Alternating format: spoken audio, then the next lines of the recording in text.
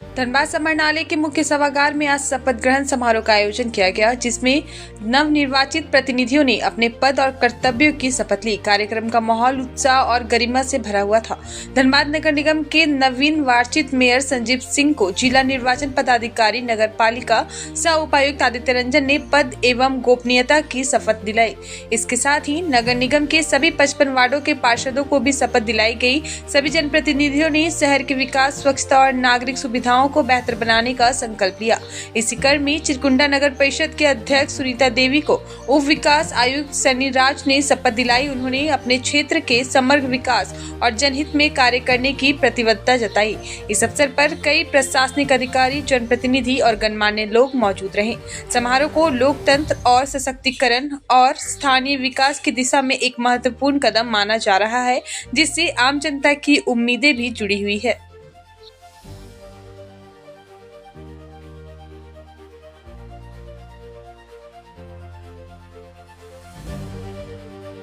जो दिया है उसको निर्वाह करने का समय आ गया है। अब उस पर काम किया जाएगा और जो जिम्मेवारी मिली है शहर को व्यवस्थित करने के लिए उस पर काम किया। सर, कल ही एक लाइन सड़क में गड्ढा भी हो गया था, बहुत बात चल रहा था, ऐसे में जानकारी हम लोगों को मिली है इसके बारे में, लेकिन आज चूंकि शपथ ग्रहण समारोह था, आज तो महापौर के दायित्व पे हम लोग आए और जैसे ही ऑफिस का कार्यभार संभाला जाएगा उस पर हम लोग पूर्व डिप्टी मेयर का चुनाव भी होना है, क्या कुछ कहते हैं? जिनको धनबाद की जनता ने चुना है वो चुने हैं। सर, सीएम हेमंत सोरेन से भी आपकी मुलाकात हुई, कुछ धनबाद को लेकर चर्चाएं? जी, हम कल परसों उनसे मुलाकात हमारी हुई थी कार्यालय में।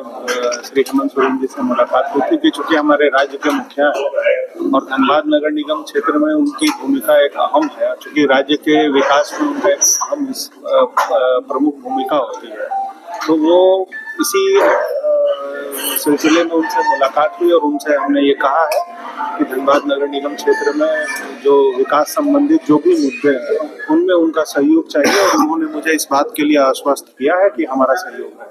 सर, शहरी क्षेत्र में पढ़ाई की समस्या है, लोग बाहर जाने जाते हैं जॉब करने के लिए, ऐसे में अब आप आए हैं तो उनके लिए क्या कुछ कहेंगे सर? मेरा यही है कि राज्य सरकार से मिलकर इस सारी समस्याओं के समाधान के लिए प्रयास किया जाएगा और हम लोग उस पर काम करेंगे। सर, गर्मी का दिन है, सबसे पहले जो जलापूर्ति योजनाएं चल रही हैं, पानी की समस्या, गर्मी को लेकर सबसे पहले नेता उनको देंगे। सबसे पहले जो शहर की जिन नल जल योजनाओं की कार्य जो चल रहे हैं उनकी समीक्षा की जाएगी, बैठक की जाएगी और चाहे वो प्रशासनिक स्तर पर हो, निगम के स्तर पर हो या राज्य सरकार के स्तर पर हो, उस पर हम लोग बात करके उसको जल्द चालू कराने का। निगम का खजाना खाली है, व्यय ज्यादा है, आय कम है, तो चुनौती तो सामने आएगा।